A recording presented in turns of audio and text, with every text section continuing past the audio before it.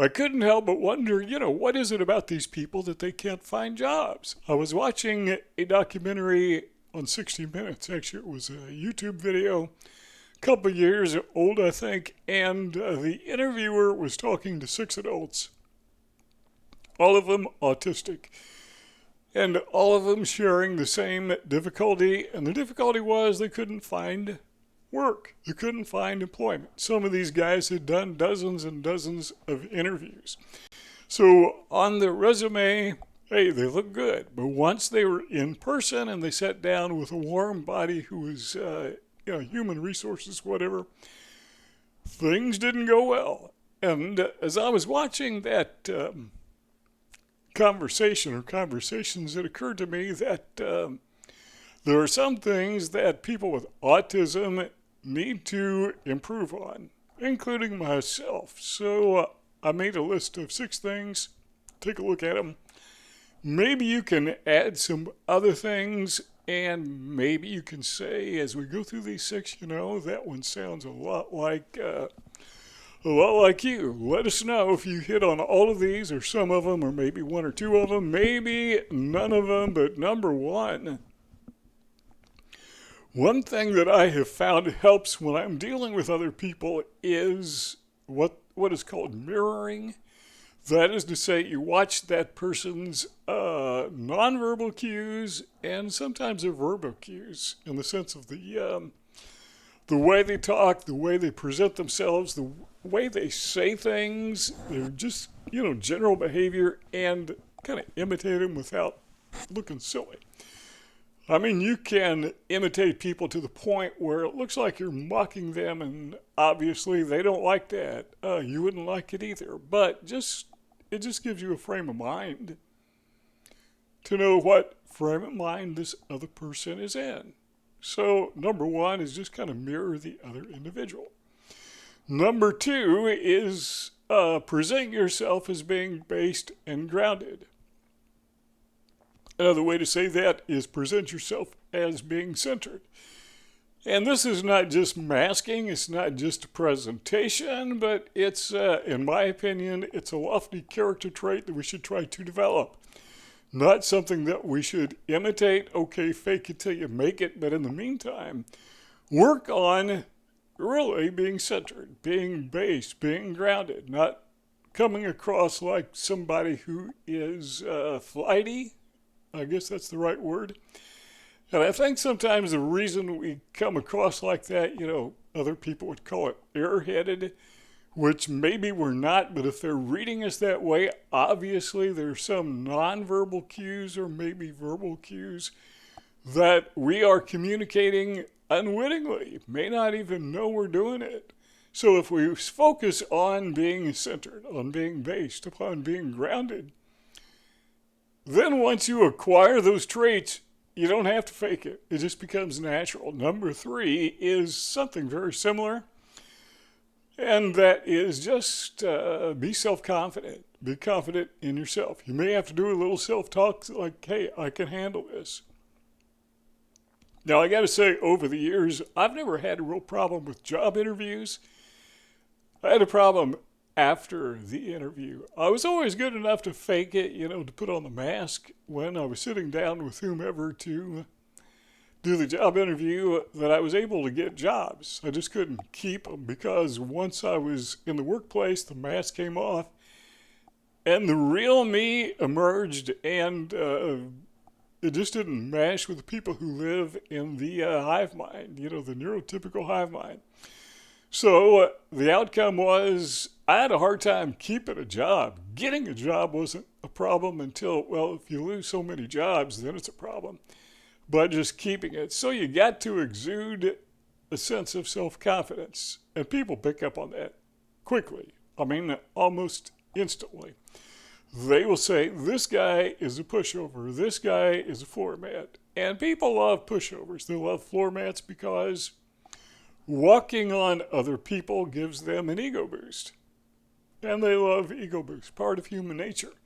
So we need to understand that just being nice to people is not going to be reciprocated. Should be, but it's not. I mean, things aren't the way they should be. People tend to respect others if they exude a sense of no-nonsense self-confidence, and you might have to practice a little bit. Because sometimes you come across too strong. Other times, if you are an individual that has, this difficulty where you're engaged in selective mutism. I like to call it elective mutism. I don't know why they call it selective, because you don't select it, it just happens. What I call the opossum syndrome or the possum syndrome, it's kind of hard when you're catatonic to exude self-confidence, because you can't exude anything because your brain takes over. So the point is, you got to practice a little bit, and I've done that, and I've made it work. But a lot of times, even now that I'm in my 70s, I will be perfectly fine in the eyes of the other people, but then, the mask just falls off. It's like it was glued on and the glue came loose, and instantly they see it. Some people will even comment on it. You've got two personalities. Number 4, and this is important. We're going to tie these together, by the way, in just a moment. We really need to educate ourselves, and I'm not sure I even need to mention that, because that's what you're doing here. That's why you go on YouTube and you watch these videos. So you're already doing it, but we need to be aware of our circumstances. That is to say, aware of our behavior traits, aware of why we are the way we are, what we need to make necessary adjustments so at least we can function in the neurotypical hive mind. Personally, I don't care to live there. I don't want to live there. I don't like it there. But reality is you got to interact to survive. Just got to. So I find it important to educate myself. And I love to study just about anything that relates to autism, because it's helpful. It's beneficial. Number 5, this is a tough one, but to say we need to be assertive and charismatic, assertive is kind of like self-confidence.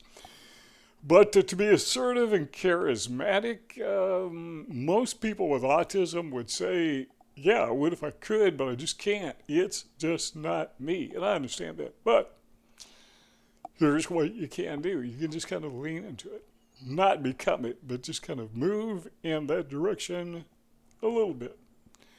Try to adopt a little bit of charisma, a little bit of assertiveness, and it shows up. And the more you do, it's kind of like working out with weights, I guess. The more you do it, the better you get at it. Number 6 is, I thought, sometimes we just need to look at everything, particularly what's happening among neurotypical people, with a critical eye. And when I say critical, I don't mean criticism and fault finding, which that's a part of it. But we need to look at it critically in a sense of objectivity. That is to say, to accept reality the way it is.